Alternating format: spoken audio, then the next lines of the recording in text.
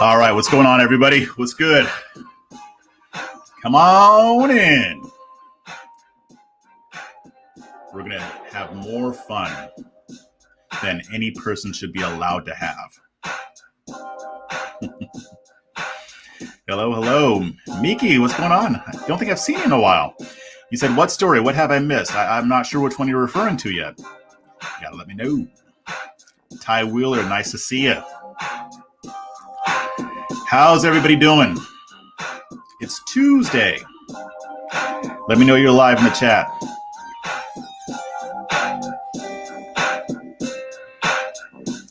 It's going to be some good stuff.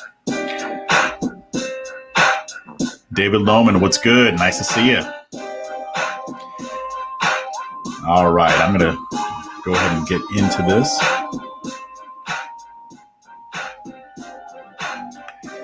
Okay. Now, I've got the wrong thing up here. Let me get myself together right quick. All right.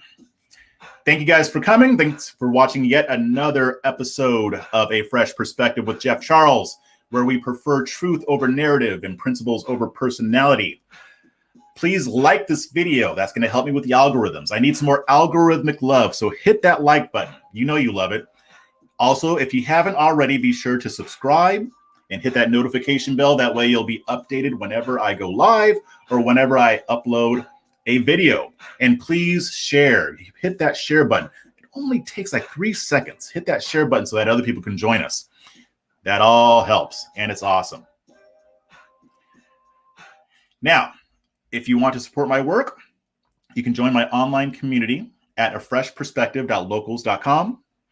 Only $4.99 per month. Well, actually, they moved it to $5. It's a penny more, $5 per month. And you get access to premium content, some of which I will be uploading tomorrow. I've already recorded it. And you'll get access to content that other people don't get. Also, if you want to do a one-time donation, here are, wait, where to go? Oh, no. Yeah. If you want to do a one-time donation, here are the links here. Also, you can do a super chat. If there's a burning question that you have to ask or a comment that you want to make, or if you just want to support me, hit me with a super chat. It all helps. You guys are wonderful. And I also want to shout out, well, first off, I also want to talk about interviews. I've started doing interviews again. I uploaded one yesterday with Jenny Beth Martin. She is the honorary chairperson of the Tea Party Patriots Action. We talked about critical race theory. I've got one coming out tomorrow. I spoke with Will Hild, who is the executive director of Consumers Research. Very interesting interview, by the way. We talked about all this woke corporatism that we're seeing right now. And he gives a very interesting perspective. I dare say he gives a fresh perspective on why a lot of these companies are going woke. It may not be the reason that you think, because I had my own theory, and I believe that my theory is still true, but he added on another layer to this that I think people are missing. And he talks about how his organization is at the forefront of fighting this battle, but definitely tune into that. I'll be tweeting it out after I post it. Also, the Solutionary Summit. If you guys follow Maj Touré, which you should be, if you're not, you need to fix that. Follow Maj Touré on Twitter and on Instagram. But the Solutionary Summit will be between September 3rd and 5th. I will be one of the speakers on a panel. I'll be on a panel with Kira Davis. I believe Ron and Mary is going to be on the panel. And the amazing Lucas, I believe, is going to be on this panel too. Looking forward to meeting that guy. I like watching his content. And our panel is going to be about the media, but there's going to be several other panels as well. A lot of it has to do with the Black community and about Black economics, Black, Black politics in general. But it doesn't just apply to Black people. So even if you're melanin deficient, melanin deficient, come on out and support. You'll love it. It's going to be in the lovely city of Miami. Bienvenido a Miami. So get your tickets. The link is in the show notes. So check that out. Hey, I mean, even if you just want to meet me face to face, get a ticket. It's worth it. You can shake my hand, give me a hug. Don't get creepy on me, but we can hang out. All right. So be sure to show up. Now, before I get into the meat and potatoes, just want to address my sponsor really quick. LibertyNation.com is a proud sponsor of A Fresh Perspective with Jeff Charles. Check out LibertyNation.com for all your conservatarian news, original articles and analysis, videos, podcasts, a Liberty Nation Radio, and their signature TV program, The Conservative 5, which I appear on as well. All on LibertyNation.com. Conservative news where truth matters. And in fact, in one of the topics that I'm going to cover, I'm going to play a little bit of an interview that I did with Liberty Nation's managing editor. So kind of give you a taste of what things look like there. But let's see. I want to talk about Daca. That's really what I want to talk about. Let me do something here real quick. Bam. Okay. So Daca, you guys remember that? Remember Daca? Remember the Deferred Action for Childhood Arrivals? It was an Obama-era program. And this program was designed, or is designed, to protect illegal immigrants who were brought here by their parents when they were minor children. So these people didn't necessarily, make the choice to come here. They came with their parents. And it was designed to protect them from deportation, also gives them, work permits and a level of legal status because they don't have to worry about being sent back to their countries. And what's interesting is that all throughout the Trump, I shouldn't say all throughout the Trump administration, but it was especially in 2017, 2018, this was a big debate because Obama enacted this program by executive order.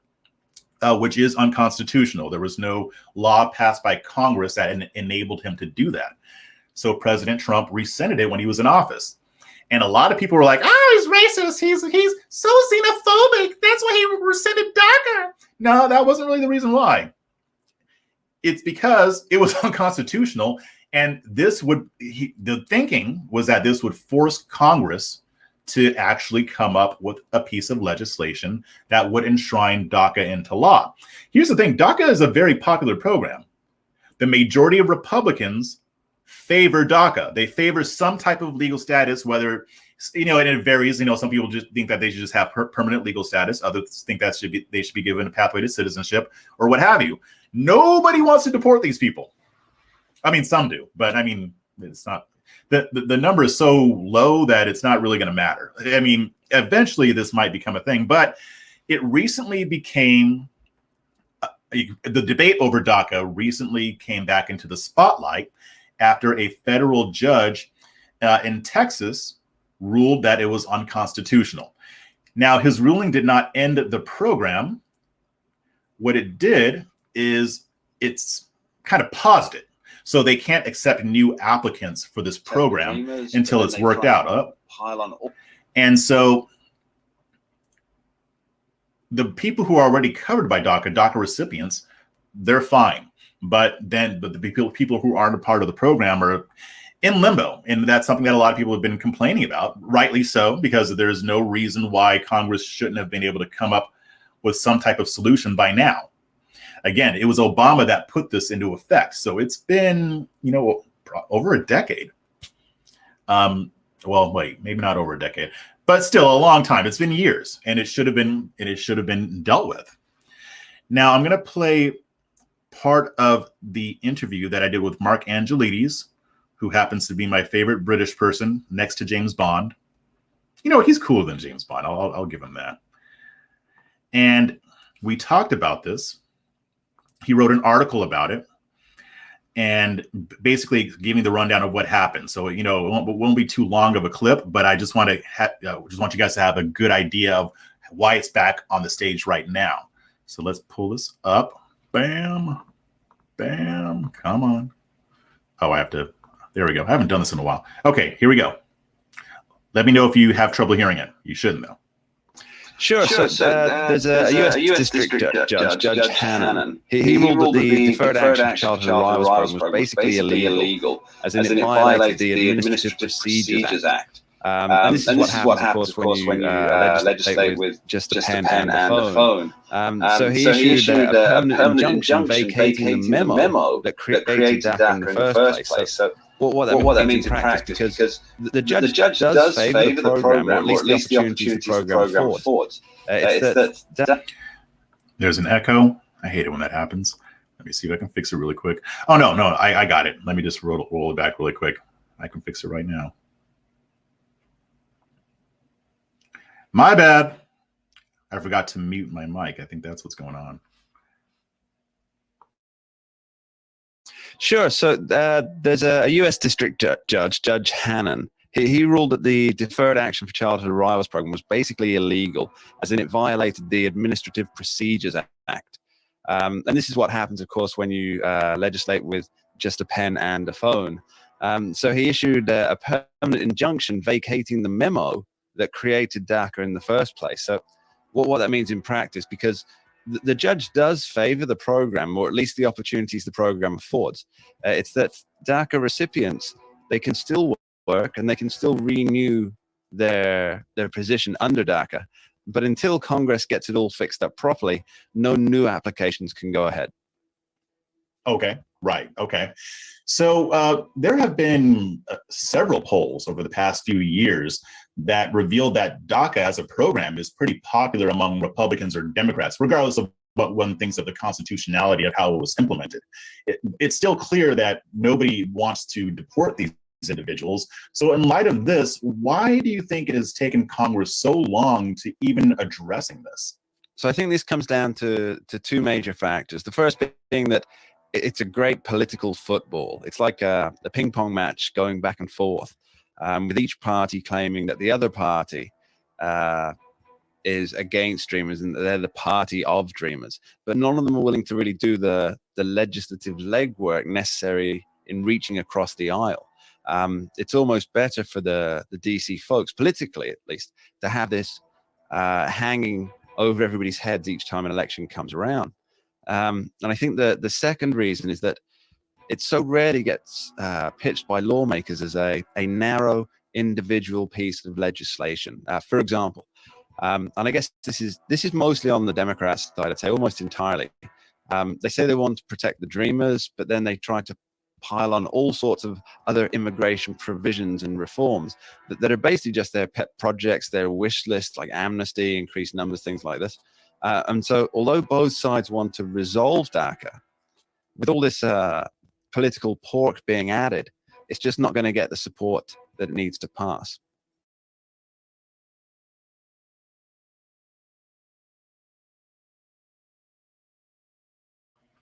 So he touched on a few good points there, right? I forgot to unmute myself. It has been used as a political football, right? And if you recall, I mean, I'm not sure. I mean, when Trump was in office and he rescinded DACA, they were supposed to have a legislative solution. The problem is that the Republicans basically said we're willing to enshrine DACA into law, but we also want border security. Some of that included the wall, I believe. And this battle happened like 2 or 3 times. Republicans say we want border security, and we want to make sure that we crack down on more illegal immigrants coming into the country. Democrats wanted open borders, but it's the Democrats who have positioned themselves as a party who cares about the dreamers. Dreamers refers to the people who are using the DACA program. So Democrats were using, just like they do with Black people and other minority groups, they were using them as a cudgel to hit Republicans with. And they were telling dreamers, hey, we've got your back. We're going to make sure that you're able to remain in this country legally. We're going to make sure you're not deported. We're going to keep DACA in place, yada, yada, yada, yada, yada. And they did that so that when it didn't happen, they could just blame Republicans. Republicans were not asking for anything crazy. And if they were, I would crack down on them, because I do not hesitate to criticize Republicans too. I do it all the time. But what Republicans were asking for was not extraordinary. It wasn't crazy. It wasn't out there. It was just saying we need to beef up our border security. We need to find a solution to make sure that we're having fewer individuals coming into the country in violation of our immigration laws. The Democrats balked at it. They didn't want to do it. And this happened, like I said, 2 or 3 times, which means that the dreamers are still in limbo. And one of the questions that I have is, what's it going to take? I mean, because like Mark said, they wanted to add on, the Democrats wanted to add on a bunch of other measures. They didn't want border security, but even in bills where DACA was included, they wanted to add on a bunch of other crap. They wanted to put a lot of pork in there to get other things that they want. If Democrats really wanted to help the Dreamers, they would just make it a clean bill. That was even discussed back then. And some Democrats were for it, but they just wanted a clean bill just about DACA and let's pass it. Now, the ruling, excuse me. Let me just scroll down here. Okay. Now, Biden is obviously not happy about this. He said that it was, quote, deeply disappointing that this judge ruled that DACA was unconstitutional. And he said that the DOJ would be appealing the decision, quote, in order to preserve and fortify DACA.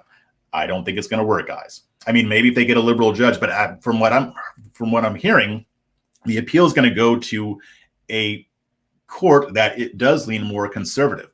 And I don't think this is going to make it to the Supreme Court, because the Supreme Court is going to uphold the ruling. And what Biden said is, quote, while the court's order does not now affect current DACA recipients, this decision nonetheless relegates hundreds of thousands of young immigrants to an uncertain future. That's partly right. Although I will say, even if DACA isn't enshrined in law, I don't think we're going to be deporting any of these people. I've heard of very few of these people actually getting sent back to their countries. But at the same time, the point stands. It's still uncertain because there's nothing in law. And here's the thing. I mean, I'm looking at this and I'm like, is this ever going to get resolved? Because as long as the Democrats can use it as a political football, I mean, they're going to milk this thing for all it's worth. But with this ruling, is this going to force Congress to finally do something about it? I think eventually we'll have something. But it seems to me that either party is probably going to wait until it gets closer to the midterm elections, because like I've said many times, the Democrats desperately need a win. They are not doing well at all. I don't care what the activist media tells you. I don't care about what Joe Schmo on Twitter tells you. The Democrats are not in a good position right now. And it's unlikely to change anytime soon. They've got everything going wrong for them, mostly because they're incompetent. You got the migrant crisis, you've got inflation, you've got other issues that are coming up that this administration has shown that it cannot handle. The Democrats are giving good lip service to this radical agenda that they want to push through, but they have been largely unsuccessful. I mean, they were able to get the COVID bill through, but the American Families Act, the radical gun agenda, the Voting Rights Act, where they want the federal government to take control of all of these elections, it's unpopular. People don't want it. They're pushing defund the police when nobody wants it. They're pushing wokeism and critical race theory in the classroom. Nobody wants that. I just finished doing a recording on this for my podcast about the Democrat Party becoming the party of stupid. And they need a win. And this could provide them with the win. I think that they will probably come to a conclusion by the midterm elections because they're not going to be able to blame the Republicans anymore. They've already done that 2 or 3 times, like I said. But if it's getting closer to the election and they desperately need a win, which they will, because I don't see things getting better between now and then I think that they will pass some version of DACA that the Republicans will be comfortable with. Now let's talk about the GOP. What's going to happen with them? The exact same thing. They are going to demand border security, and they're going to demand it even more so because they don't have a Republican president in the White House. And they know the Democrats don't want more border security. Biden himself might actually be okay with some increased measures. I know he's kowtowing a lot to the far left, but I don't think he would be opposed to enhanced border security, depending on what they offer. But what about Congress? There are still a lot of moderate Democrats, and believe it or not, there are still blue dog Democrats. And you have people like Joe Manchin, Kyrsten Sinema in the Senate, and you've got people like them in the House that we just don't really hear about. Their names aren't as prominent. It is possible that they can come to a conclusion. But what's going to happen is that they're going to have to ignore the hard left. They're going to have to ignore Alexandria Ocasio-Cortez They're going to have to ignore Rashida Tlaib. They're going to have to ignore Ilhan Omar, Ayanna Pressley, Cori Bush, because they are going to push against any DACA solution that has a form of border security in it. They just are. Because even though they claim to care about these people, they will push back if it means that they'll have to compromise on their open borders ideology.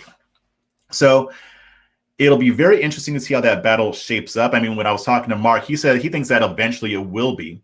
But I think it might happen sooner rather than later because the Democrats need it to happen. They have to be able to go into the midterms at least saying, hey, we got COVID bill passed and we got a solution for the Dreamers. They're gonna be fine now and we're gonna be good to go. And it'll be interesting to see the nature of what DACA will look like. So just to repeat, I mean, they're not going to be able to use the courts to put DACA in action anymore. That is gone. That has passed already. That's not going to happen. But they are going to have to do something legislatively if they want a win. What do you guys think? Let's see. DACA alone doesn't protect their parents. No, it doesn't. It doesn't. Just the children or the people who were children when they came over here. Let's see what else we got. I'll just move on to the next. Oh, wait. They are using these poor folks for their clout unless there's a major pushback from the base. Yeah. And like I said, I think most Americans in general, well, I don't think that, I mean, the polls show it. Most Americans want some form of program for people who were brought here and they didn't have any choice in it. Most people are okay with it. You might piss off the very far right people who don't want immigration at all, but that's about it. Okay, so let me continue. Why does my screen look like that? Okay, whatever. Yeah, that's a good question. How is it fair? How is that fair to not keep their parents? I wouldn't want my parents sent away.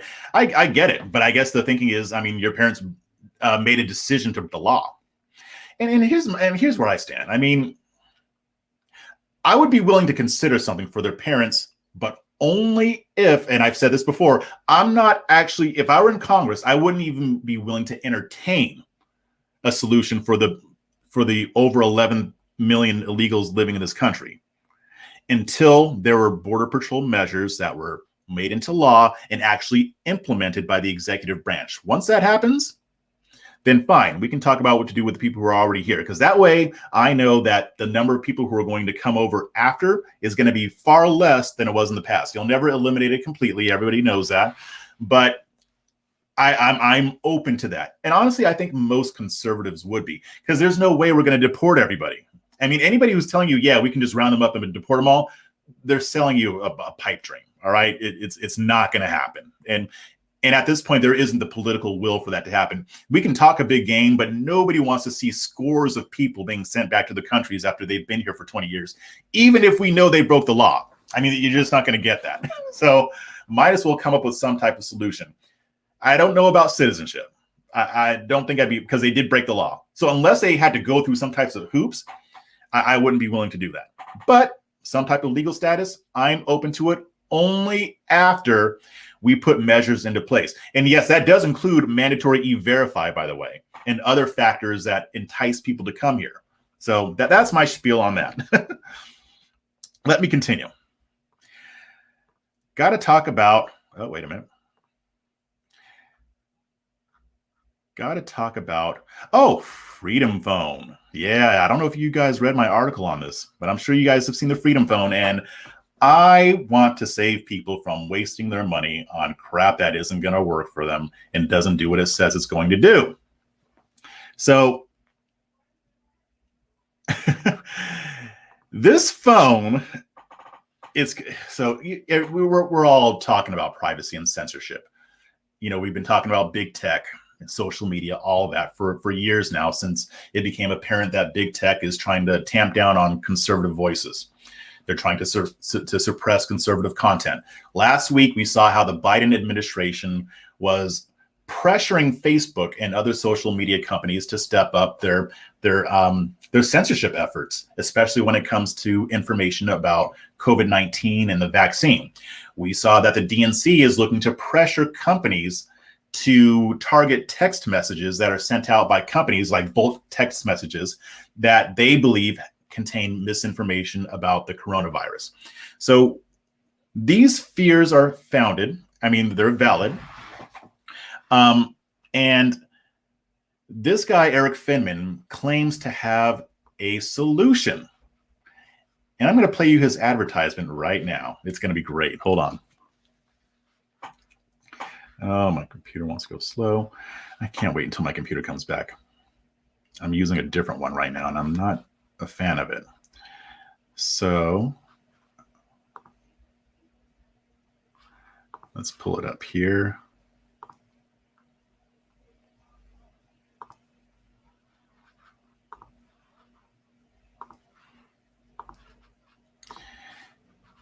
Here we go.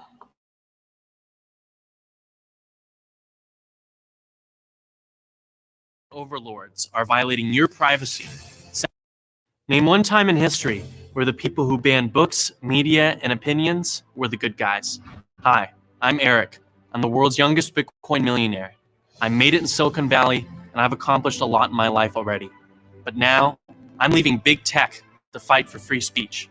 Because the big tech overlords are violating your privacy, censoring your speech, and I think that's so wrong.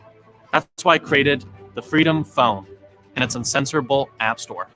Everyone is complaining about big tech censorship, but no one is doing anything about it. They say, build your own phone. So I did. Freedom Phone truly is the best phone in the world. It does everything your current phone does, except censor you and spy on you. With the Freedom Phone, your freedom of speech is our #1 priority. That's why we built our own app store that is completely uncensored. If an app you love has been banned from the mainstream app stores, you can still download it on ours because we don't ban apps, period. And we've developed the first operating system based on your free speech. There's no app tracking, no keyboard tracking, and no location tracking because I believe in your security. How do we ensure you're being protected? Say hello to Trust. Trust is our privacy guard. It's designed to warn you whenever an app or a website is tracking you and gives you the option to stop it. Your data, your rules. That's our motto. The Freedom Phone is comparable to the best smartphones on the market. It has an edge-to-edge screen, a super fast processor, and multiple cameras. And your SIM card transfers into the Freedom Phone seamlessly. Big tech companies hold a monopoly on public communication and the dissemination of information, and they are abusing that power. Nobody elected Mark or Jack to be the arbiters of truth in America, yet they still thought it was okay to ban a sitting president from their platforms. If they censor a president, they will censor anyone. Imagine if Mark Zuckerberg censored MLK or Abraham Lincoln. The course of history would have been altered forever. Out of all the constitutional amendments, there's a reason why the founding fathers made the right to free speech the very first. I believe you have a voice that deserves to be heard without being censored. Protect yourself from big tech censorship. Let your voice be heard. Live free with the Freedom Phone. Yeah. So, sounds good, doesn't it? You know what I think?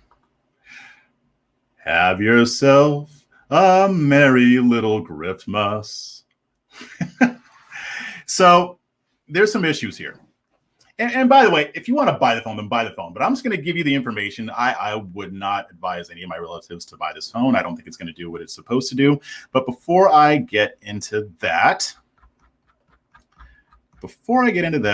wait, where'd it go? Sorry, my eyes are not what they used to be. Which, they were never all that great. But before I get into that, don't forget to head on over to libertynation.com, a proud sponsor of A Fresh Perspective with Jeff Charles. You can sign up for the daily briefing, you can subscribe to the member zone, or just check out the latest cutting-edge conservative news and analysis with none of the spin and all of the nuance. Check out new and original material on libertynation.com, conservative news where truth matters. Now let's dig into this a little bit. I'm not so sold on this. Now, this was launched last Thursday, and they're selling the phone for about $500 or so. I think they have different versions at different price points. But like you said, it's supposed to provide a way for conservatives to avoid big tech spying on their data and supposedly censorship. And it's supposed to be an alternative to devices that rely on Google and Apple iOS and Apple Store, that kind of thing, Android. And you have several high-profile conservatives who have vouched for the device. You had Ali Alexander, Dinesh D'Souza, Candace Owens, and some of the others. And they're claiming that this is the best way to avoid censorship and surveillance. And again, I get the concern over both of those things. I've written about them. Now, it claims that because of its operating system, which is called Freedom OS, which, according to Gizmodo and some other sources, is just a more modified version of Google's Android operating system. You're able to avoid these things. And like you said, they have an app store called PatriApp, which will not ban any apps, which is kind of weird because, I mean, what if I want to upload an app where I'm doing something illegal or nasty or what have you? Maybe they would ban something like that, and they're just not saying it. So I'll give them the benefit of the doubt on that. I think the overall point is that they're not going to ban apps like Gab or Parler or other apps that run afoul of the left, because we know how they are with their censorship. It can come preloaded with apps that are designed to appeal to conservatives, like One American News Network, DuckDuckGo, Newsmax, Parler, Rumble. And here's the thing: the first issue is that Finman, as of this recording, has not provided anything in the way of specs, no information on the device. He hasn't really talked about where it came from. He kind of has a little bit with the Daily Beast. I'll get to that. But normally when a phone comes out, you can go to the website and see the specs. You can see what kind of CPU it has. You can see what kind of camera it has. You can get more information on where this thing comes from. And there is none of that on there. So that already comes off as fishy, because this is not normal. Now, CNET, I read an article from CNET about this, and the fact that they have customized their own operating system, which isn't inherently bad, but they do say that custom versions come with risks, since they might not get the latest patches and security updates, which could leave users more susceptible when it comes to security. Matthew Hickey, who is a cyber professional, and he owns a business called Hacker House, and he told Gizmodo, and I get that Gizmodo leans more towards the left, but if you read the article, they even agree with the idea that people do need privacy and that there should be ways to push back against it. So just because it leans left doesn't mean it's automatically wrong. All right. I mean, we know that anyway, but still, got to say it. He sent Gizmodo an email that said, quote, based on photographs from the company website, a number of internet sleuths identified that the device has the same form factor, shape, and appearance of an, I'm going to butcher this, Umidigi A9 Pro. Now, the Umidigi A9 Pro, quote, is a drop-shipped, customizable Android-based phone that can be ordered from Asia Pac region and customized to a project's requirements. And he described how the devices could be, bought in bulk and customized with logos. I believe this one has an American flag to give the appearance that the phone has been designed for a unique purpose, but is really just a, quote, common cheap Android-based smartphone with core components produced in Taiwan and surrounding areas, which does include China. The Tech Times reported that, quote, China has gained a notorious reputation for sponsoring computer hacks and suppressing online hosts in order to spy on the U.S. government and private sectors. So because of that, under Trump, we banned a lot of Chinese companies.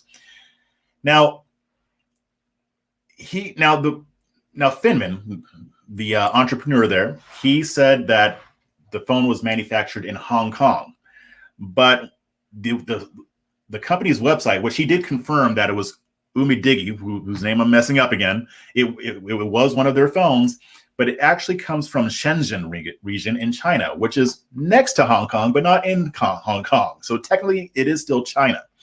And they found that the phone itself retails for about 120 on AliExpress, which is an online Chinese retail store.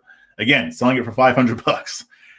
I can respect the Grift, though. I mean, I'm a capitalist, but still, he's charging almost 5 times what the device is actually worth. I already talked about Shenzhen. So again, there's no information about the operating system, storage, or other type of capabilities. And Gizmodo says that this should raise red flags for any consumer because, like I said, whenever a new mobile device is introduced to the market, they always provide the specs. I can't think of any instance in where they haven't.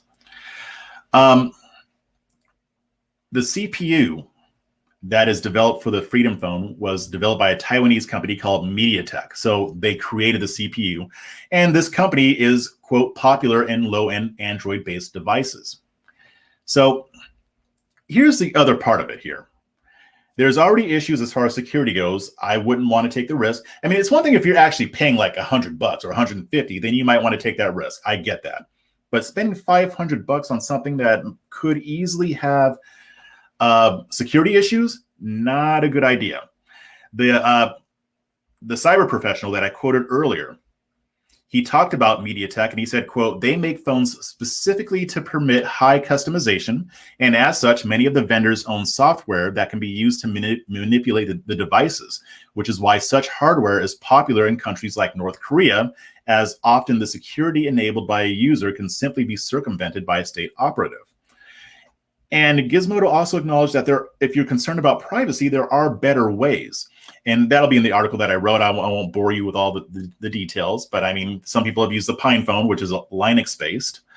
But even with the mainstream devices, there are ways to prevent companies from accessing your personal data. They do have settings for that. Now, you can argue that they're doing it anyway, maybe. I mean, if there's evidence of that, show me, because I have no problem believing that that's possible.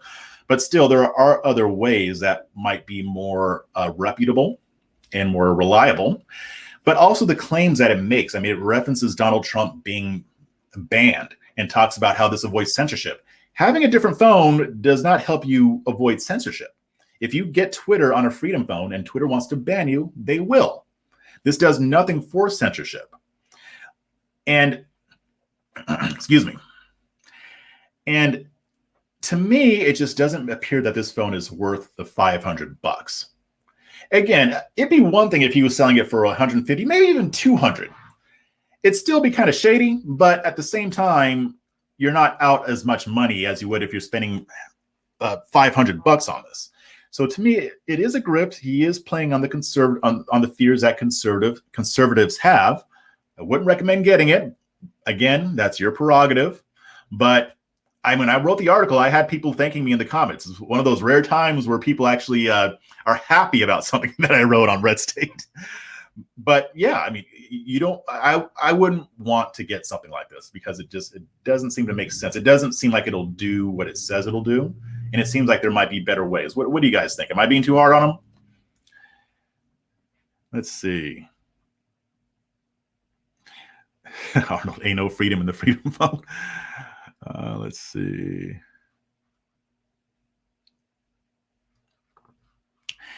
Okay, yeah, I tweeted you my green with your article. I just disagree with the view that it's just a cheap China phone. A better, fair description would be a phone with preloaded software to protect your data.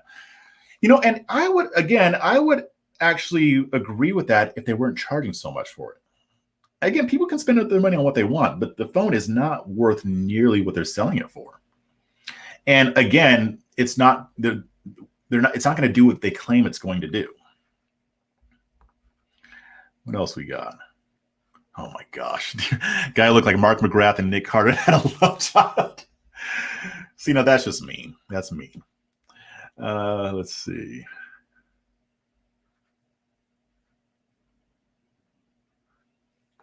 Do they sell Freedom Phones at Liberty Nation? No, they don't. No, they don't. Golly. Prize raising. I guess they never heard of the NSA. Well, yeah, that's true. The Alchemist. The biggest issue with the phone is the lack of information. The website is full of buy now buttons. See, that would be a red flag to me just right off the bat, because whenever I'm looking at getting a new phone, I'm looking at those specs. If I'm looking at getting a new computer or what have you, I'm going to look at the specs because I need to compare. I need to make sure that it's going to do what I want it to do. Now, he said that Finman did promise that he would have specs up, but so far he hasn't. That doesn't make sense. Let's see. Okay, so let me go ahead and move on here. Last, but most certainly not least, let's talk about porn. You guys probably heard the story of Brandi Love at a TPUSA event. She caused quite a stir. And what had happened was, I'll give you the quick rundown because you probably already know about it. This happened over this past weekend. Turning Point USA had an event. And Turning Point USA, you probably know what it is. It's an organization. I'm not really a fan of it, but it's tailored more towards younger people, high school age to college. And it's a conservative activist group designed to equip young conservatives to become activists or what have you, or to network or things like that. So Brandi Love bought a ticket to this event and she showed up. And she tweeted about it when she got there. I think she tweeted a little video, a picture, and she was kicked out a few hours after that. Her invitation was rescinded. Now, they didn't invite her to the event. She bought a ticket, but she elicited a lot of strong reactions on social media